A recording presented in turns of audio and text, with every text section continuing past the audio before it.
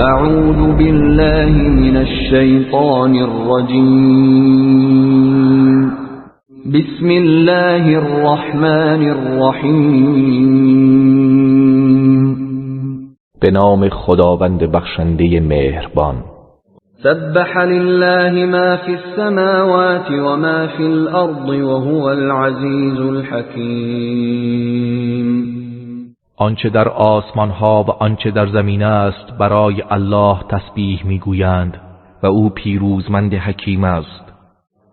هو الذي أخرج الذين كفروا من أهل الكتاب من ديارهم لأول الحشر ما ظننتم أن يخرجوا وظنوا أنهم مانعتهم حصونهم من الله فأتاهم الله من حيث لم يحتسبوا وقذف في قلوبهم الرعب يخربون بيوتهم بأيديهم وأيدي المؤمنين فاعتبروا يا أولي الأبصار. او کسی است که کسانی از اهل کتاب را که کافر شدند با نخستین برخورد و گرد آوری لشکر از دیارشان بیرون راند. گمان نمی کردید که آنها خارج شوند و خودشان نیز گمان می کردند که دشهای محکمشان آنها را از عذاب الله مانع می شود. پس عذاب الله از جایی که گمان نمی کردند به سراغشان آمد و در دلهایشان ترس و وحشت افکند، به گونه ای که خانه های خود را با دست خود و با دست مؤمنان ویران می کردند. پس ای دیده وران عبرت گیرید. ولولا أن كتب الله عليهم الجلاء لعذبهم في الدنيا ولهم في الآخرة عذاب النار. و اگر الله ترک وطن و آوارگی را بر آنان مقرر نداشته بود، یقینا آنها را در همین دنیا عذاب می کرد و برای آنان در آخرت عذاب آتش جهنم است. ذلك بأنهم شاقوا الله ورسوله ومن يشاق الله فإن الله شدید العقاب. این آوارگی و عذاب به خاطر آن است که آنها با الله و پیامبرش مخالفت و دشمنی کردند و هر کس با الله مخالفت و دشمنی کند پس بیگمان الله سخت کیفر است. ما قطعتم من لینة او ترکتموها قائمة على اصولها فبإذن الله وليخزي الفاسقین. آنچه از درخت خرما بریدید و یا آن را ایستاده بر ریشه اش باقی گذاردید به فرمان الله بود تا فاسقان را خار و رسوا سازد. وما أفاء الله على رسوله منهم فما أوجفتم عليه من خيل ولا ركاب ولكن الله يسلط رسله على من يشاء والله على كل شيء قدیر. و آنچه الله از اموال آنها به پیامبرش بازگردانده و بخشیده است، پس بر آن اموال نه اسبی تاختید و نه شتری، ولیکن الله رسولانش را بر هر کس بخواهد چیره می‌گرداند و الله بر هر چیز تواناست. ما أفاء الله على رسوله من أهل القرى فلله وللرسول ولذي القربى واليتامى والمساكين وابن السبيل كي لا يكون دولة كي لا يكون دولة بين الأغنياء منكم وما آتاكم الرسول فخذوه وما نهاكم عنه فانتهوا واتقوا الله إن الله شدید العقاب. و آنچه الله از اموال اهل آبادی ها به پیامبرش بازگردانده و بخشیده است، پس از آن الله و رسول و خویشاوندان او و یتیمان و بینوایان و در راه ماندگان است، تا این اموال در میان ثروتمندان شما دست به دست نشود و آنچه که رسول الله به شما بدهد آن را بگیرید و از آنچه که شما را از آن نهی کرده است پس خودداری کنید و از الله بترسید، بیگمان الله سخت کیفر است. للفقراء المهاجرين الذين أخرجوا من ديارهم وأموالهم يبتغون فضلا من الله ورضوانا وينصرون الله ورسوله أولئك هم الصادقون. این اموال فی برای فقرای مهاجری است که از خانه و اموالشان بیرون رانده شدند، از الله فضل و خوشنودی می‌طلبند و الله و پیامبرش را یاری می‌کنند، آنها راستگویانند. والذين تبوأوا الدار والإيمان من قبلهم يحبون من هاجر إليهم ولا يجدون في صدورهم حاجة مما أوتوا ويؤثرون على أنفسهم ولو كان بهم خصاصة ومن يوق شح نفسه فأولئك هم المفلحون. و نیز برای کسانی که پیش از آنان در دیار خود جای گرفتند و نیز ایمان آورده بودند، کسانی را که به سویشان هجرت کنند دوست می‌دارند و در دلهای خود از آنچه به مهاجران داده شده احساس حسد و نیازی نمی کنند و آنها را بر خود مقدم می‌دارند هرچند خودشان نیازمند باشند، و کسانی که از بخل و حرص نفس خیش بازداشته شده اند پس آنها رستگارانند. والذين جاءوا من بعدهم يقولون ربنا اغفر لنا ولإخواننا الذين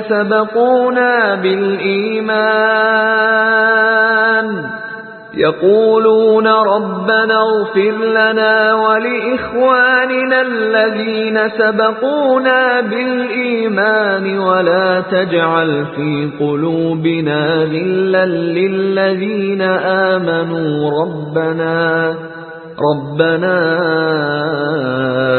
إنك رؤوف رحيم. و نیز کسانی که بعد از آنها بعد از مهاجران و انصار آمدند میگویند پروردگارا ما را و برادرانمان را که در ایمان بر ما پیشی گرفتند بیامرز و در دلهایمان کینه ای نسبت به کسانی که ایمان آورده اند قرار مده. پروردگارا بیگمان تو رؤوف و مهربانی. ألم تر إلى الذين نافقوا يقولون لإخوانهم الذين كفروا من أهل الكتاب لئن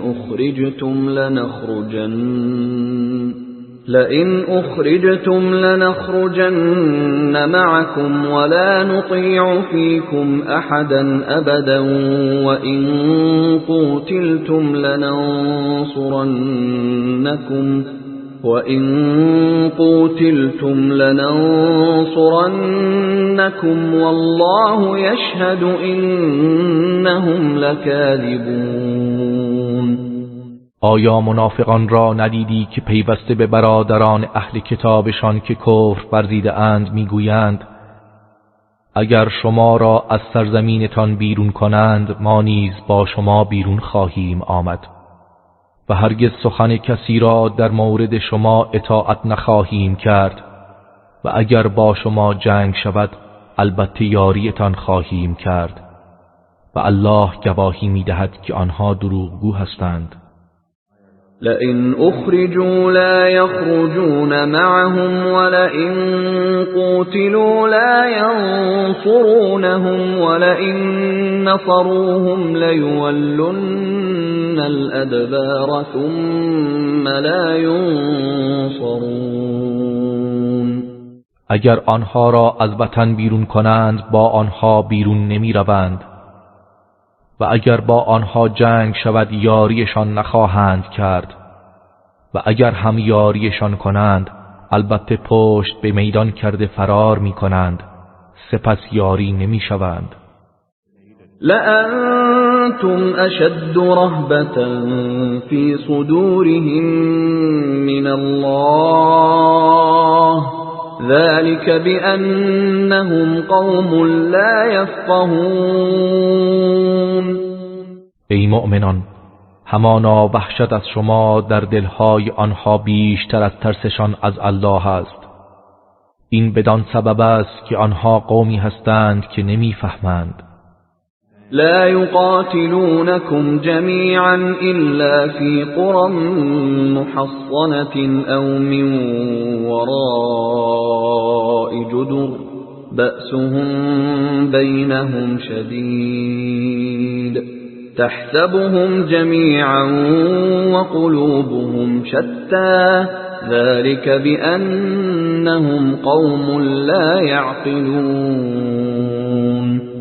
آنها هرگز دست جمعی با شما نمی جنگند جز در آبادی ها و دشهای محکم یا از پشت دیوارها. نزاع و جنگشان در میان خودشان سخت است تو آنها را متحد می پنداری در حالی که دلهایشان پراکنده است. این بدان سبب است که آنها قومی هستند که تعقل نمی کنند. كمثل الذين من قبلهم قريبا ذاقوا وبال أمرهم ولهم عذاب أليم. داستان اینها همانند داستان کسانی است که اندکی پیش از آنان بودند. طعم عاقبت کار بدشان را چشیدند و برای آنها عذاب دردناکی است. كمثل الشيطان إذ قال للإنسان اكفر فلما كفر قال إني بريء منك إني أخاف الله رب العالمين. همچون داستان شیطان است هنگامی که به انسان گفت کافر شو، پس چون کافر شد گفت بیگمان من از تو بیزارم، من از الله پروردگار جهانیان می ترسم. فكان عاقبتهما أنهما في النار خالدين فيها وذلك جزاء الظالمين. پس سرانجام کار هر دوی آنها این شد که هر دوی آنها در آتش دوزخ خواهند بود، جاودانه در آن میمانند و این است کیفر ستمکاران. يا أيها الذين آمنوا اتقوا الله ولتنظر نفس ما قدمت لغد واتقوا الله إن الله خبير بما تعملون. ای کسانی که ایمان آورده اید از الله بترسید و هر کس باید بنگرد که برای فردا چه پیش فرستاده است. و از الله بترسید، بیگمان الله به آنچه انجام می‌دهید آگاه است. ولا تكونوا كالذين نسوا الله فأنساهم أنفسهم أولئك هم الفاسقون. و همچون کسانی نباشید که الله را فراموش کردند، پس الله نیز خودشان را فراموششان ساخت. آنها بدکار و نافرمانند. لا يستوي أصحاب النار وأصحاب الجنة أصحاب الجنة هم الفائزون. هرگز اهل جهنم و اهل بهشت یکسان نیستند. اهل بهشت رستگارانند. لو أنزلنا هذا القرآن على جبل لرأيته خاشعا متصدعا من خشية الله وتلك الأمثال نضربها للناس لعلهم يتفكرون. اگر این قرآن را بر کوهی نازل می کردیم، یقینا آن را از ترس الله خاکسار و از هم پاشیده می دیدی و این مثلها را برای مردم می زنیم شاید که بیندیشند. هو الله الذي لا إله إلا هو عالم الغيب والشهادة هو الرحمن الرحیم. او الله است که جز او معبودی راستی نیست. دانای غیب و آشکار است. او بخشنده مهربان است. هو الله الذي لا إله إلا هو الملك القدوس السلام المؤمن المهيمن العزيز الجبار المتكبر سبحان الله عما يشركون. او الله است که جز او معبودی راستی نیست. پادشاه، نهایت پاک، منزه و سالم از هر عیب، ایمنی دهنده، نگهبان پیروزمند، جبار و شایسته عظمت و بزرگی است. الله پاک و منزه است از آنچه برای او شریک می آورند. هو الله الخالق البارئ المصور له الأسماء الحسنى يسبح له ما في السماوات والأرض وهو العزيز الحكيم. او الله است، خالق، نوآفرین، نقشبند بی‌نظیر. برای او نام‌های نیک است. آنچه در آسمان‌ها و زمین است تسبیح او می‌گویند و او پیروزمند حکیم است.